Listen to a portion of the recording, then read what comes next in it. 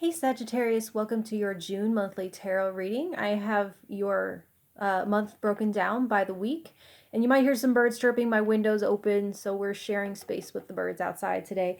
Your overall energy for the month is grounding, and so it's creating a solid foundation from which to explore spirituality, explore spiritually, philosophically, or mentally. And it'll be a great month for getting outside and using all of your senses, however it is that you like to connect to nature. So I guess it's appropriate we've got the birds. They're quiet now that I've said it. So for the first week, you have the Three of Swords with the Seven of Pentacles. And so it does show you coming in, accessing some kind of, assessing some kind of damage or hit. And this isn't predicting something bad happening physically or emotionally specifically. It's something already past when the curtain on June comes up. So you likely already know what this pain was caused by. Now you're just looking at what you have to work with. What's still okay? What isn't? What do you need to heal? What isn't that bad? What's the best way to move forward from here? And if you can stay very factual about it and not let fears be like running water, moving everything around on the board, you'll be able to put together a really solid plan for where you go from here. Like, how much does something actually cost versus how much your imagination tells you it will cost? What's more important, fixing fast and having to do more later, or ripping off the band-aid now and being totally done with it? I'm not telling you the answer to that, just the type of calculations you might be making for yourself. Like it says, stay grounded in the facts, the reality, and you can only act effectively from an informed place. So for the second week, you have the Three of Pentacles in reverse with the Five of Swords. And so I'm trying to think if it's Star Wars or Star Trek. It could actually be several of these types of movies, but some brave, brazen pilot or hero or whatever, he saves the day only to be told, "You led the enemy right to our door, you irresponsible fool," or something like that. There's a sense here of thinking you're doing the right thing in the moment, solo, without your team, expecting to be celebrated for it, only be told that you blew their long game. Or like, "Hey, I took out all the garbage, aren't you happy?" And you hear, "Garbage? That was important?" Whatever.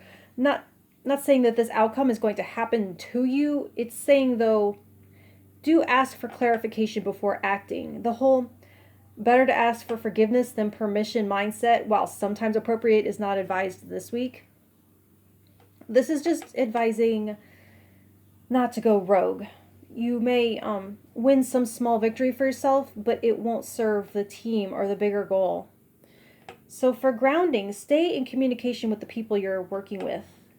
And it doesn't have to be job related. This could just as easily apply to family dynamics. I'm hearing just stick to the plan.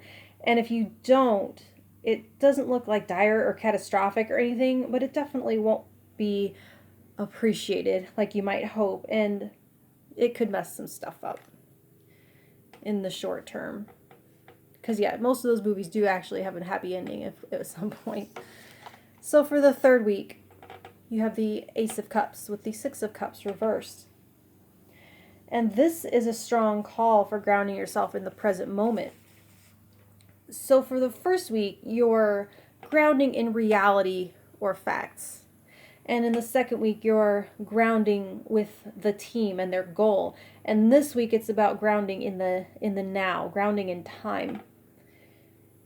So, and they're showing you pouring your heart into the life you build from here on out. No more emotionally investing in things that no longer exist or never existed. At least not the way you remember them. Like a broad example, putting your heart and soul into building a more equitable system for everyone versus pining for a simpler time that only seems that way because you were younger and had fewer cares. Not that those times were actually better universally. Or allowing yourself to fall in love with someone completely new because a past relationship doesn't need to repeat itself.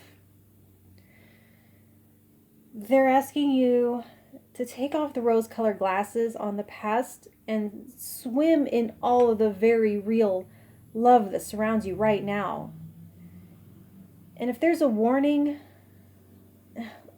that's too strong of a word. If there's advice, it's to stop watering a dead plant and to give the viable living ones your love, or go to the garden center and get fresh ones if you don't have any.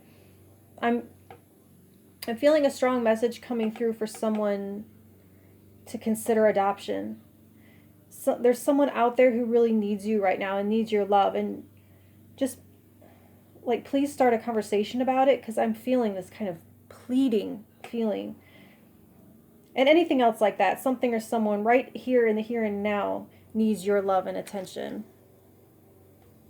So for the 4th week, someday I'll pick these up without messing everything up. You have the Queen of Swords with Judgment, and I'm seeing grounding manifesting here as making thoughts and intentions physical by speaking them. It's like you're speaking something into existence, channeling a thought form into words or onto paper. To me, the Queen of Swords is the persuasive writer. I would put King of Swords as the technical writer. I don't know why. That's just what I feel. Anyway, she's also your listening ears, and Judgment is a call. Voca me. So I'm seeing something kind of cool here where you're hearing it and then saying it.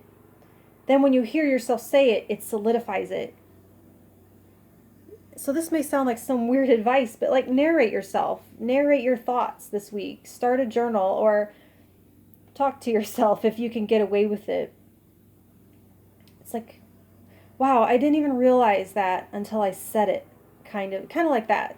So Source is going to use your own words to call you out. And I love this. This is such a cool message. I don't know what that message will be. Maybe being called into service of some sort. Reawakening of a memory. Reawakening of a dormant intention. Whatever it is, it activates you. It's really exciting. So that's what I have for you for June. And if you want to hear what I have for you in July, please like, share, and subscribe and all that good stuff. And I will talk to you then. Thank you.